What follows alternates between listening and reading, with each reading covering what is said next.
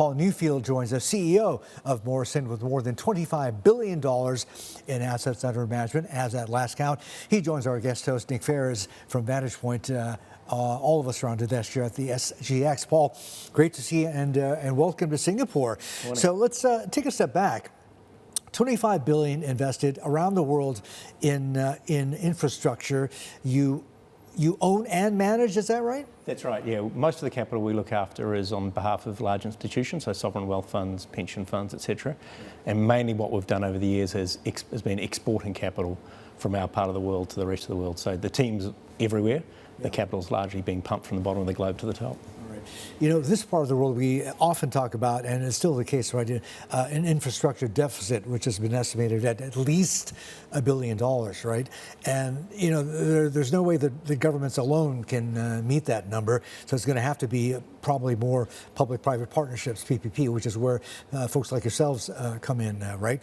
What exactly are you investing in, and where do you see the most opportunities? What kind of infrastructure? Yeah, we tend to look across decades because the capital we're managing is multi-decade capital. So we say, what are the big problems the world needs to solve over the next few decades? So pick those, right? New energy, decarbonisation, digital infrastructure.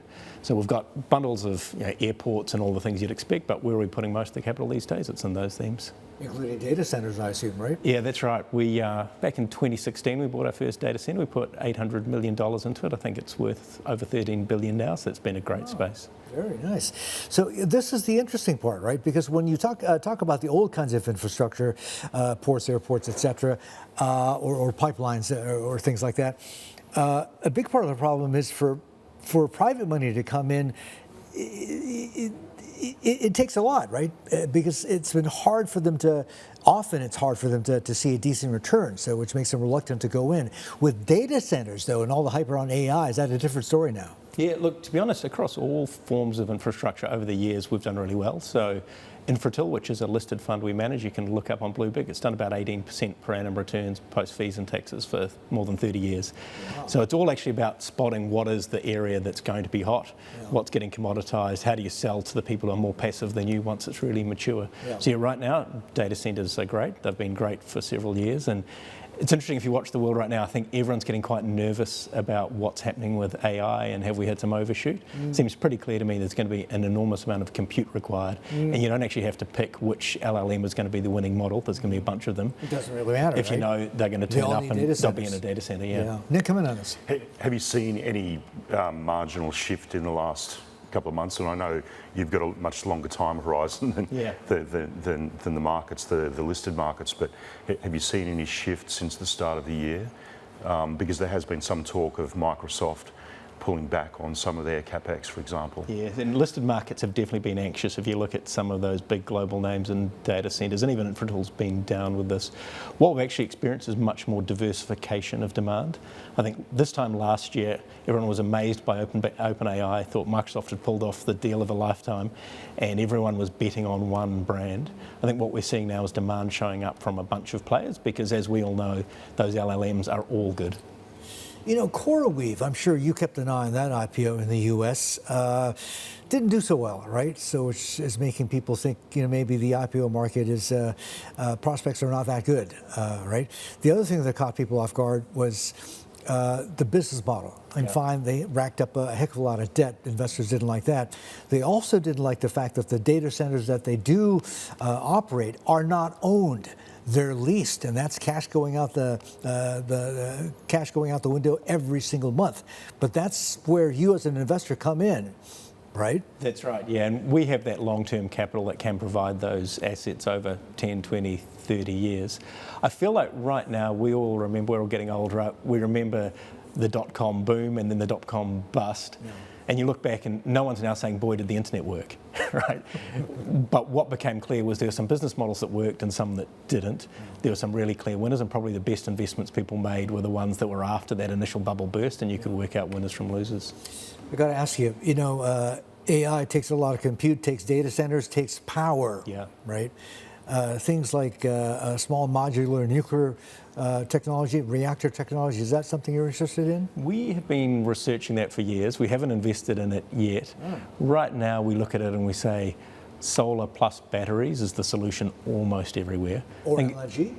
Yeah, or LNG. In the US, what you're seeing is some old nukes get turned back up. 3 Mile Island, yeah. But SMRs and any new nukes are a long time away, and people need the power now. So actually, if you want to get a project going in a data center, what you need is renewable energy and a battery and a great grid connection.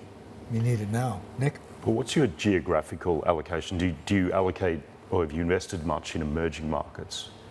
Not a lot. Basically, we run global strategies, and we find that works best for us, particularly right now. Like if you went back pre-Christmas, a lot of investors around the world were saying to us, we really love the US, we want the US, we're not so keen on Europe.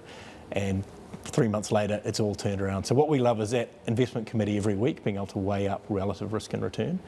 In emerging markets, I'll tell you what's really interesting right now is renewable energy. And that's because in those markets, what you can still do is get very long-term underwritten power offtakes from governments or top corporates. And so we're doing really interesting things around Southeast Asia right now. We've got about 6.6 gigawatts of pipeline, so a massive pipeline there. And what we're finding is you've got some different risks around construction, making sure there's no corruption risk. You know, that would be horrific for our business. But what you don't have is that risk of actually you're just taking merchant power prices day in, day out, which you get more and more in developed markets. Paul, sensitive question, but you're a pro. I'll leave you to navigate it as you see fit. I mean, down in New Zealand, obviously nuclear is controversial, right? Was and continues to be controversial.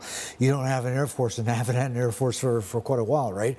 But what's, I think, gotten a lot of investor attention just fairly recently, of course, as a result of what's been going on in Ukraine and other things, is defense. And you know, the rejuvenation of a lot of defense industrial bases in the U.S., obviously, and in Europe as well. That takes infrastructure. Is that kind of infrastructure of interest to Morrison?